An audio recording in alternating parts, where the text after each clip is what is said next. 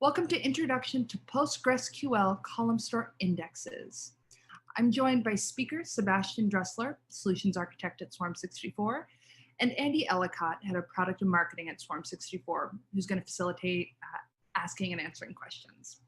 In today's talk, we're going to cover how column-store indexes work, column-store index syntax in PostgreSQL, column-store index capabilities and best practices, table coverage, index updates, compression levels, column-store index replication, crash safety, and then performance, demo, and benchmarks. My name is Lindsay Hooper.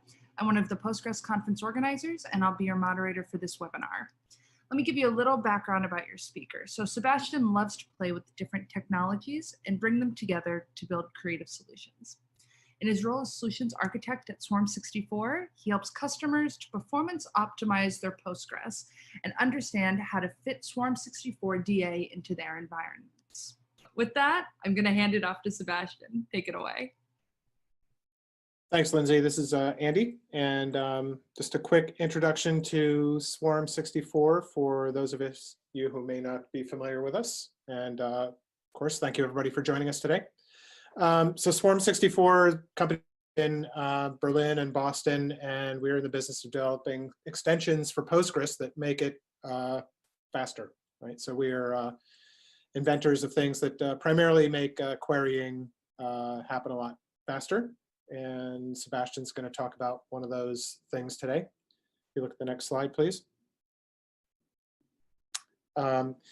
As Lindsay mentioned, the agenda is to really go through the columnar storage in Swarm64 extension, which we've recently, with our newest version, which is in beta, and beta testers, being called, if anybody is interested, we've re-implemented our columnar storage, which used to be implemented as a foreign table through the FDW, foreign data wrapper, in Postgres. We've migrated that to a column store index, which is a lot easier to use and a lot less overhead, and in actual fact, quite a bit faster than the FDW or foreign table implementation we used to have. But column store indexing, along with greater parallelization and query planning and a bunch of other things that we do to, with which we extend Postgres, all add up to, in TPCH benchmarks, like you see here, about 20x faster overall query performance for Postgres. And this is a terabyte scale, with some queries running around 5x faster and others running 60x faster. So your mileage might vary, but at this point, next slide, I will turn it over to Sebastian. Sorry, right after this, but it's, if you can, with a faster query engine and query performance in Postgres, we see people being able to migrate a lot more of those expensive Oracle and SQL Server projects to free open source Postgres, and especially projects that leverage the column store indexing in SQL Server, and as you'll see, our implementation's quite similar to that, or the in-memory column store feature in Oracle. Again, it's very similar to that. Also very helpful for those of you who are use Postgres to support not only updates and transactions, but also querying and reporting workload, especially with lots of concurrent users. Swarm will help Postgres deal with that kind of workload a lot more predictably and a lot less expensively. Okay, so now I think with that, I will turn it over to Sebastian and take it away. Thanks, Andy. Hello, everybody. This is Sebastian from Swarm64. And thanks to the nice introduction, everybody of you knows now what we're talking about. And I will start with some very high-level overview of storage in relational database management systems. Of course, not in a very scientific way. We will be very brief and high-level. And from a very, let's say, naive point of view, you could basically split the two into two separate distinct areas. And the methodology here would be that we can distinguish between row store oriented storage, which is very typical for OLTP, because you just can pinpoint where your data is, and then you go exactly to this location, you update your data, or maybe you delete the record, or you insert something, whatever. And this is very straightforward as an operation, because as said, you know exactly where it is. Versus if you go more into the direction of analytical queries, we are more talking about column store oriented storage. Why is that? Because you typically fetch so much more data. You typically are not going to look into all columns at once, but only into a subset of columns. But still, the amount of data or the range of data you want to fetch typically spans more than only a fraction of your table. And therefore, this kind of storage is much more appealing to this kind of operation. Now, having these two extremes, basically, we could think about the following. And the idea basically is that you take what we have with Postgres, like our beloved workhorse in terms of databases. And everybody knows that Postgres is very strong on the transactional side, but at the same time, people start to use it also for analytics more and more. And here, the interesting point is that Postgres gives you basically all the tools up to a certain scale with what it has in terms of indexes. And you know, basically, you have the B-tree indexes, which is like the just go-to index for almost everything in Postgres. You have range indexes and other specialized types of indexes like gin and gist, if you do more like on a text search. However, at some scale, they will just basically not 100% work or not 100% give you the performance any longer you're looking for. And that scale is then typically reached the moment your data does not fit into RAM any longer. And at the same time, this is then also the point where some like to switch over for their analytical queries to something which is more column store oriented. And now the idea is, and this is obviously not a new concept, so it's like we dusted it off a bit, gave it our own touch basically. But the idea is that you give your Postgres table something that looks like columnar without changing the Postgres table. And that's the main thing. So we have our Postgres table. This is like this row-oriented storage, which we all know, where we know how it works, and we know its upsides and downsides. And we just take something that looks columnar, and we're not really sure what it is now, but we just put the two together. And what you get out of this is like a column store index. And this has its origins in the most prominent example is SQL Server. And the idea here basically is you have your data as it is, and you just put another index on top. And this is a very known concept because we are all using indexes day to day, and we all know how they work. We know their benefits, and therefore this is not such a new concept. But the difference here is that the access path we provide together with this form of index gives you a tremendous speed boost. Now, in case you're wondering why I left out this very last row here, in this example, and this is something you always have with indexes, they don't necessarily are 100% up to date. So because your database is not something that is read-only or something that is write-only, you typically have a mix. So you get data in somehow, you have to get data out of it somehow. And we are basically focusing more on this question of how do we get data out without neglecting that you also have to get data in on the other hand.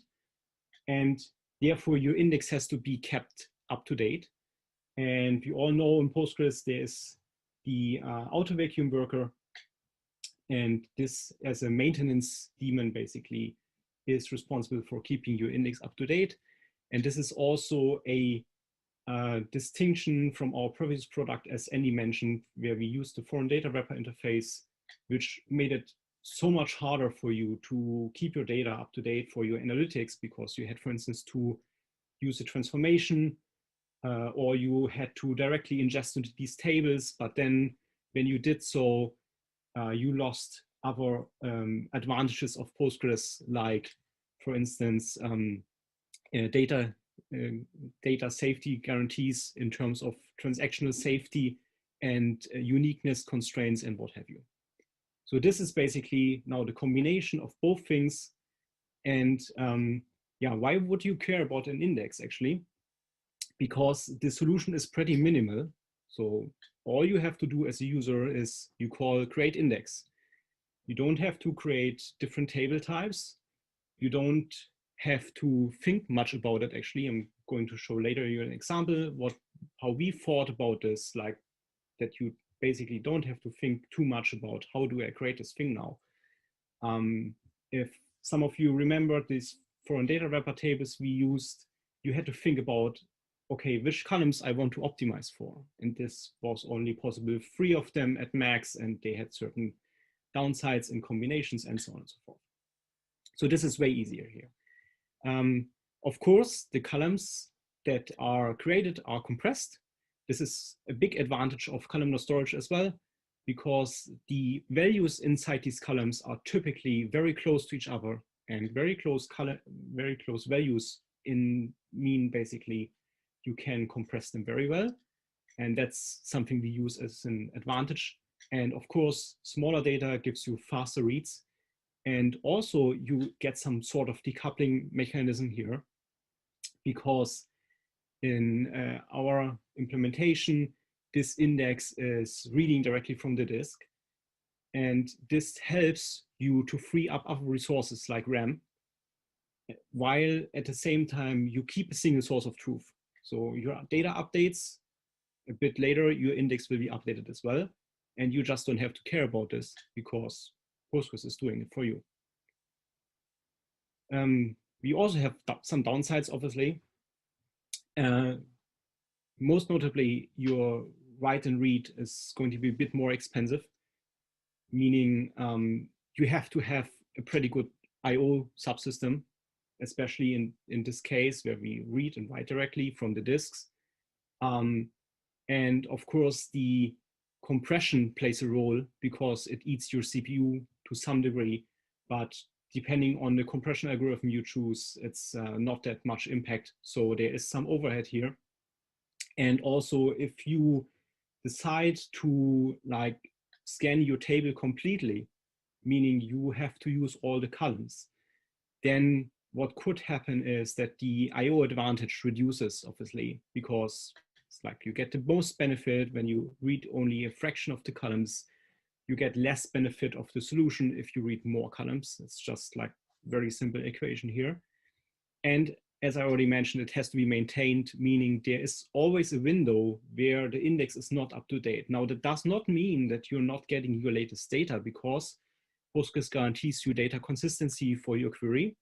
It just means on the part that is basically missing, you have to go to your row-based storage again and fetch it from there, which then could cause some slower disk access depending on how you configured your auto vacuum. Now, if you're actively following the community, and I'm sure you do, you will notice that Postgres has something like this already. And there are basically two very prominent implementations. First one is zStore. zStore actually uses the storage engine that was provided in Postgres, starting with 12, I believe, where you then can define your own storage engine and simply basically plug it into Postgres. And then Postgres is not using its own mechanisms, but it's using a different mechanism. However, the problem we see here is you have first a different table format, which is transparent to the user, of course, but the implementation has to guarantee you that you get all the benefits Postgres gives you as well, meaning we have to guarantee you get, again, the primary key and unique key constraints, and also your foreign key constraints if you ever use them, and other data consistency measures.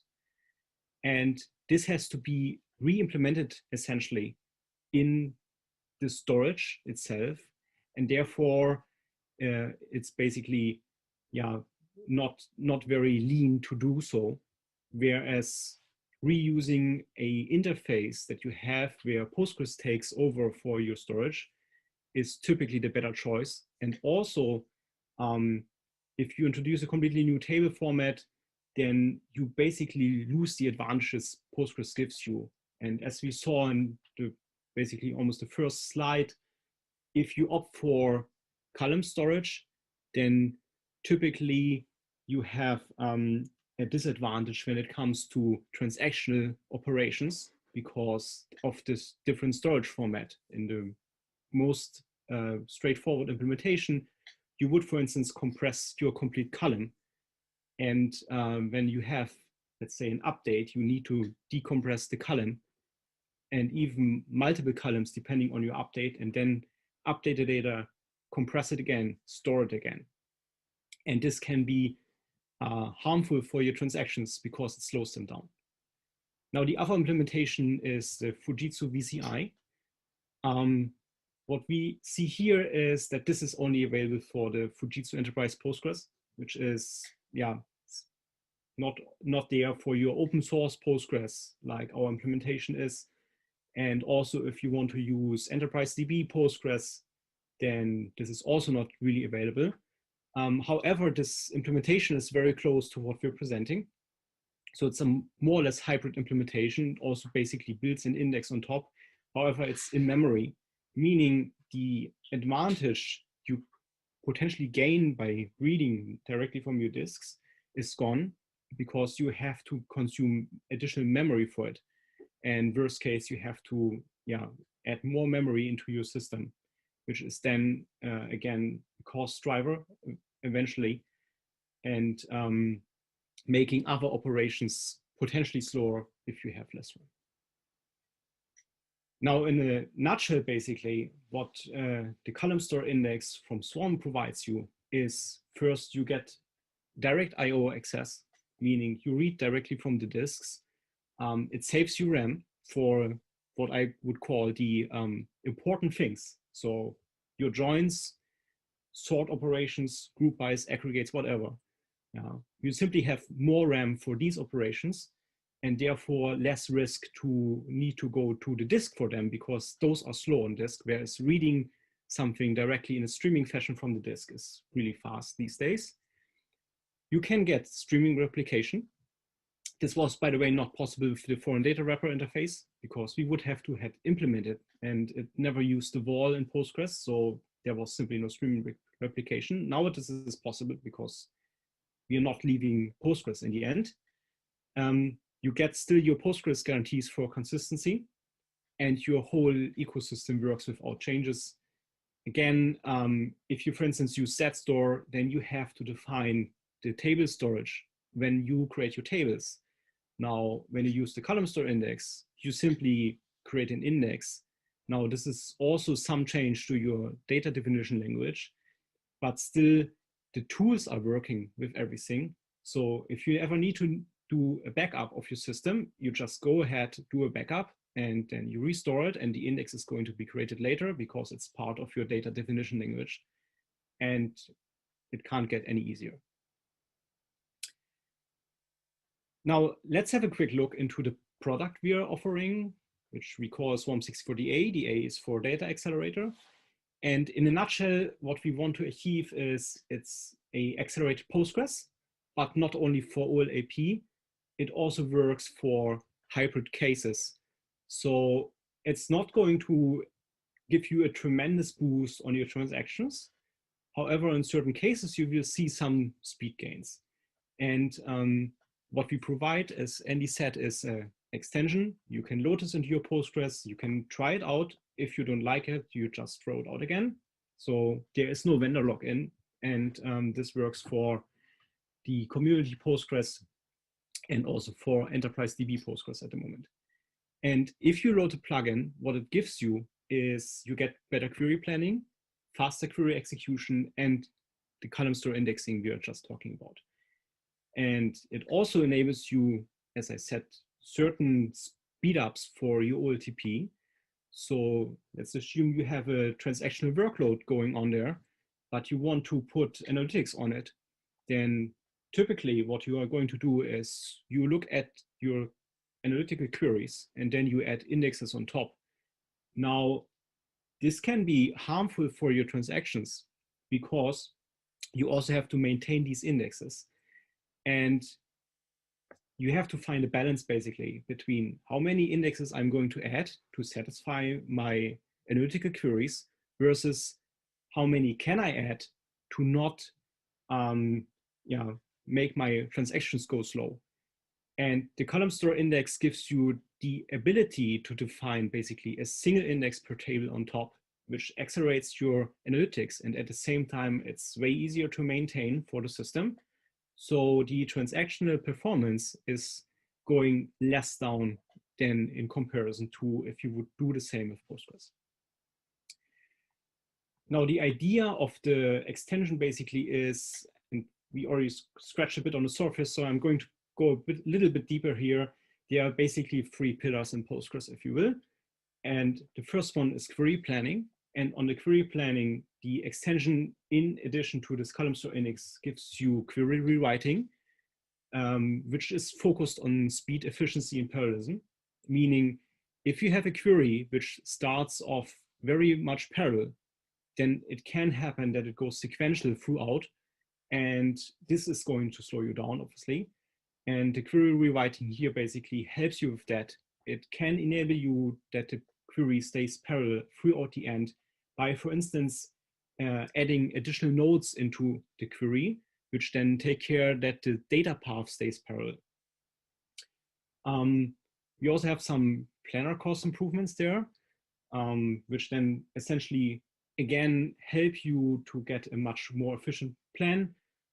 Best possible example is if you have like joins and you're not necessarily joining on integer columns, but on text columns, for instance, then at some point you can observe that Postgres is going to go wrong in the estimations, and that's something the extension fixes for you. The next layer would be the data access layer, and here we have this column store index, which then enables you to get much faster onto your data. We are going to look into this in a moment. And the last layer would be query execution, where we feature some faster join implementation. We have more parallelism depending on your case. And again, there's faster data movement. So even if you're not using the column store index, there is a improved sequential scan in the box, which gives you faster access to your data, even if you use the, let's say, traditional way of storing data in Postgres. Now, if you combine all these features together, then if you have a query structure like is depicted here on the left side, this is exactly this example I talked about. So you have something that goes parallel in the beginning, and then you have a merge or an aggregate, something in between, and then suddenly the operation continues in a sequential fashion, and this is costing you valuable resources. So your, for instance, 24 virtual core machine is suddenly doing everything only on a single core, and this is just a waste of resources. Now, if you use the extension, basically, what you get is a completely parallel plan throughout the end, and also more parallelism on the horizontal axis here. And this is enabled by, for instance, introducing additional nodes, and by that, keeping the plan parallel until the end, using the resources your machine has, and effectively enabling you to basically drive more queries onto the system, or even utilize it more with multiple users. Now, so much for theory. Let's dive a bit more into the topic of the column store index. And I have created a simple, straightforward example here. So let's assume you have a table which we call geopoints. And the geopoints table has 3 fields only: latitude, longitude, and a value. And the value is, for instance, a text here in that case. So normally you would probably use PostgreSQL for this, but to keep things simple here, we just did it like that. So you have your table, then you want to use the Columnstore index because you know this table is going to be big and you want to have some savings and faster access. So we call create index on this table. And as you see in line 2 in the middle here, there is the using statement. Some of you know this probably from using other indexes like the GIN or GIST or range indexes. And we just introduced Columnstore here. So you call it with the Columnstore argument, and then you pass in simply all the columns. If your table has not more than 32 columns, just pass in all of them. If you're having more than 32 columns, then you have to do some selection based on your queries. Typically, you would not select the ones which are never touched or almost never touched in your queries. Last not least, you call a vacuum. You don't have to do this because auto vacuum can take this over for you. But like when you do this the very first time, it's a good idea to call vacuum and possibly even analyze afterwards. And then you immediately see the benefit because your query plan is going to show you that it does a parallel column store scan on your geopoints table. And the data, because it's compressed, is going to be read much faster from the disk. And then your results are there much faster. Slightly more involved example, we like to cite the TPCH benchmark. You probably noticed this already. For those who are not familiar, TPCH is a data warehouse benchmark. It's quite old actually, but there are comparable results. And that makes it really interesting because you can measure your own system against other systems. And it's scalable in terms of data. We typically test with a terabyte of data, but you can scale it even more, tens of terabytes, or even hundreds of terabytes. And consists more or less of a star schema and has in total 22 queries. And what we're seeing here is query number 14. And as you see, this is, it contains a join between the line item and the part table. And there is a date filter on this line item table, which basically selects data within a month. And now we're taking this query and we're just going to run it on Postgres, and I prepared this for you. So just going to present you the plan. This is the plan we would get out of it, the explain analyze plan. The visualization is with PEV2, by the way, really great tool to get your plans visual. And if we boil this down together, then we see we have a total runtime of 15.6 seconds. So this is 100 gigabytes here.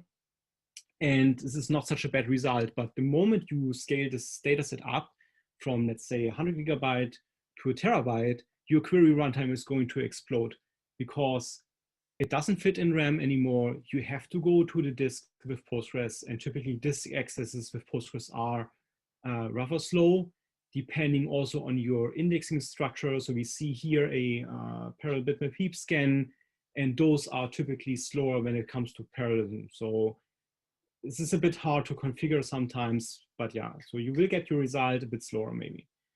If we dissect this query into its parts, then we can dig out a scanning part of 13.6 seconds here. So the majority of the query time actually goes into scanning, which is not so surprising here because it has to first read a lot of data, then filter it down to this 1 month of data selection and basically do the job on this selection. And what it has to do with the aggregate and gather is not so much of, it's not so heavy in this case.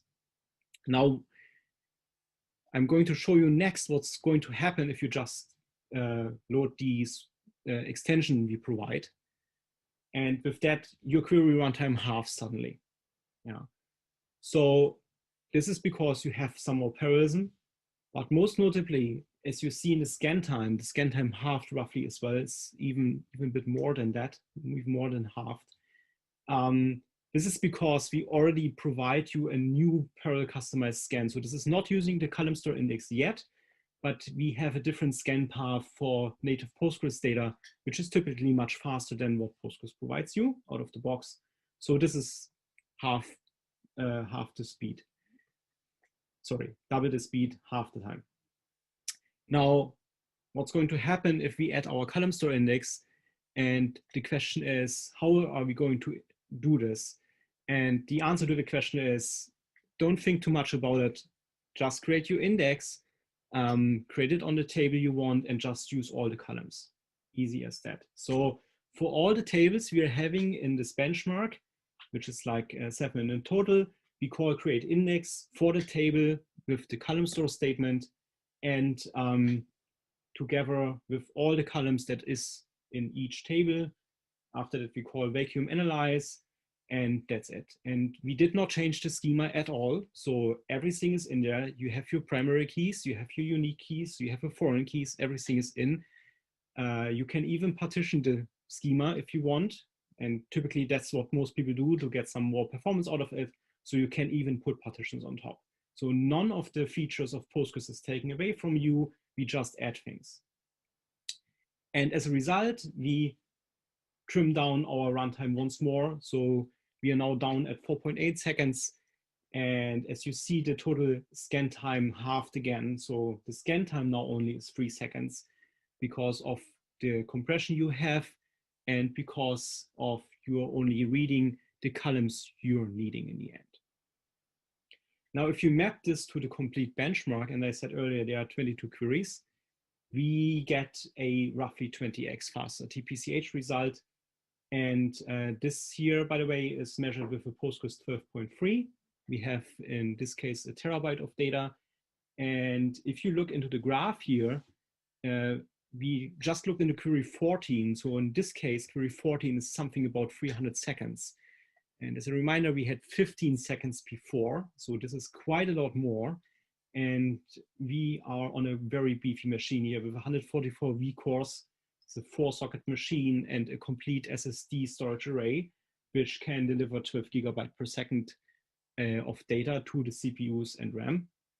So this is quite a machine, and still query 14 is relatively slow. So you're having to wait 5 minutes to get your result back. Now, if you add the extension and you use the column store, the effect now is that all queries return within 80 seconds or less.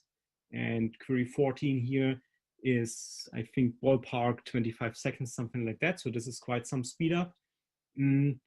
Plus, as you notice, we have a timeout here of 900 seconds, 15 minutes.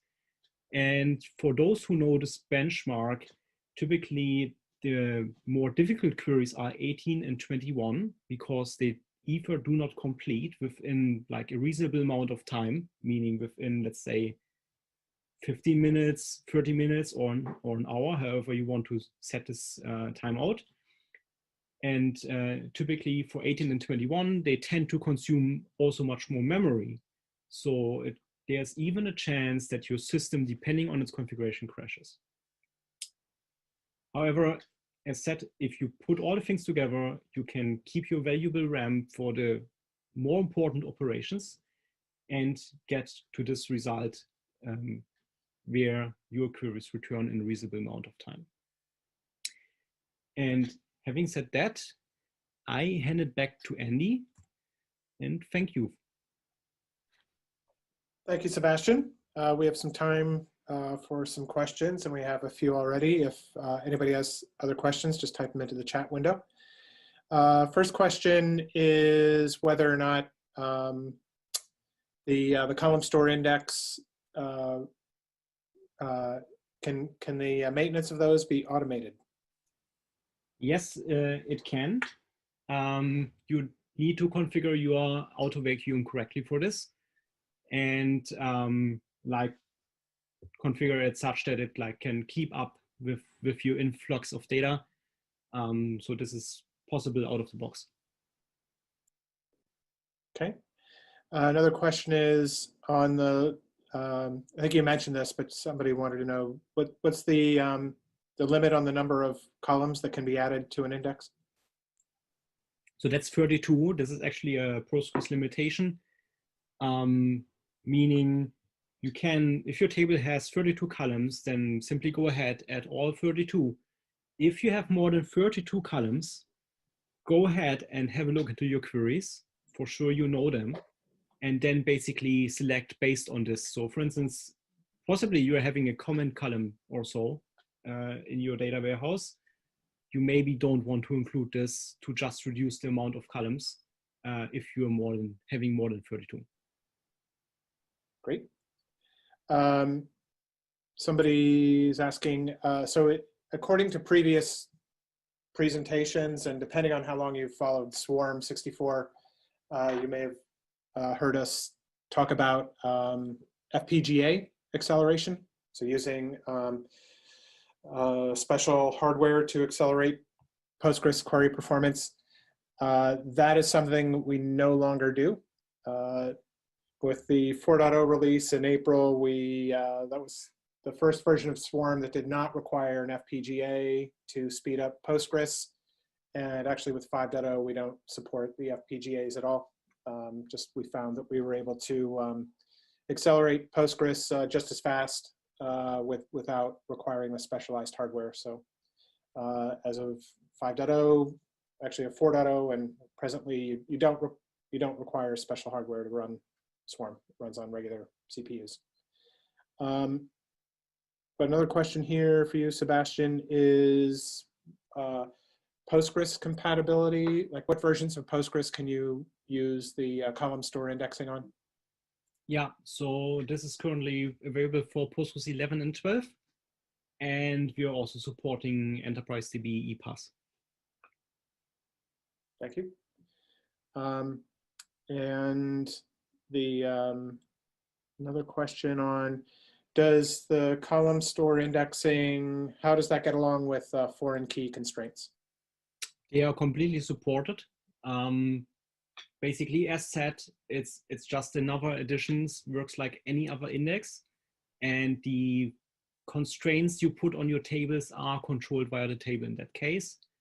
They might put another index on top to just like make these operations fast, but this is not competing with our index, and the Postgres planner basically, or the costing model that is behind, knows about this, and the moment you basically access more data, it will then pick the column store index in contrast to any other index that is there.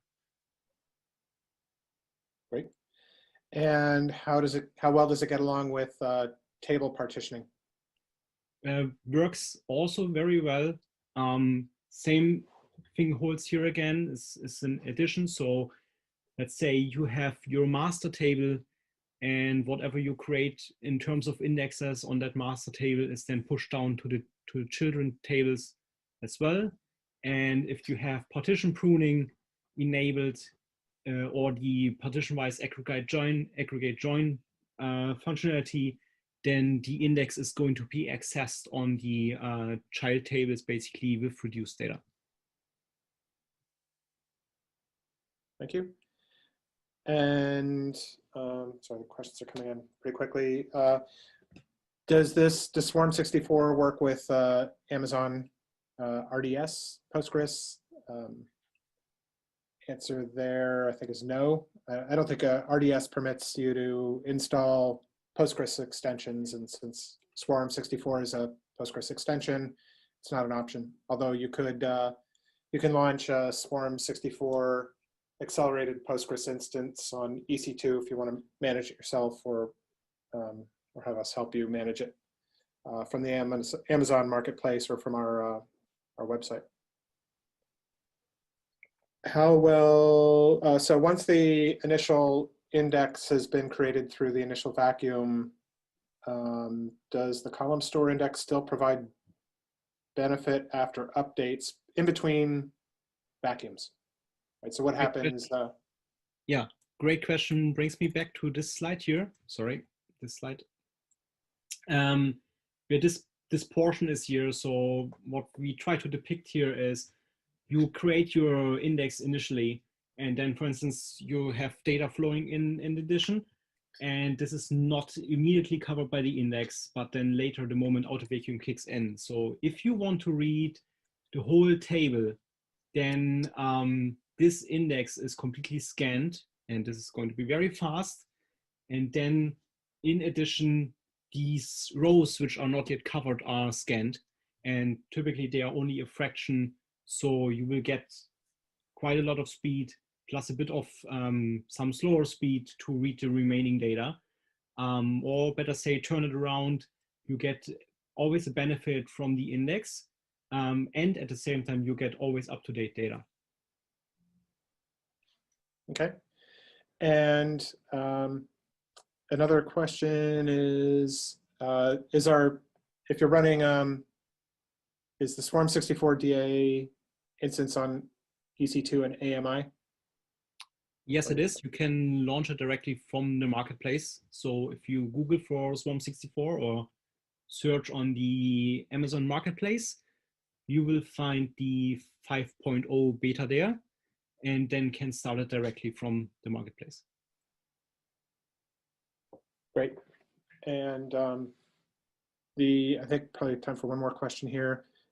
Where'd it go? How well does it get along with bulk loading methods? For example, Better, copy to. yes, better than the current B tree index implementation. So this will slow you less down, basically. If you want to have bulk ingest into your tables, then the recommendation would be to try to strip all constraints you're having to get the best possible speed, basically, and then have the index created already and let auto vacuum do the job, basically, to update the index. So this works very well. Okay. Actually, one more question here. It just came in. Will the attach and detach partition work the same with column store indexes?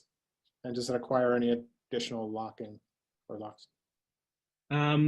Should not, because the index on a partition is stored separately, much like all the other indexes in Postgres. Okay, great. Let's go back to the last slide there. Yep. Fine. So yeah, thanks everybody for joining us today, and invite you all to come and try Swarm64. As I mentioned earlier, we're looking for feedback on 5.0, and yeah, you can try it for free on Amazon or pretty much anywhere else. Just visit Swarm64 to request it, and we look forward to hearing from you and seeing you online in future PGConf events. Thank you, Sebastian. Thank you, Andy. Thank you to everyone who spent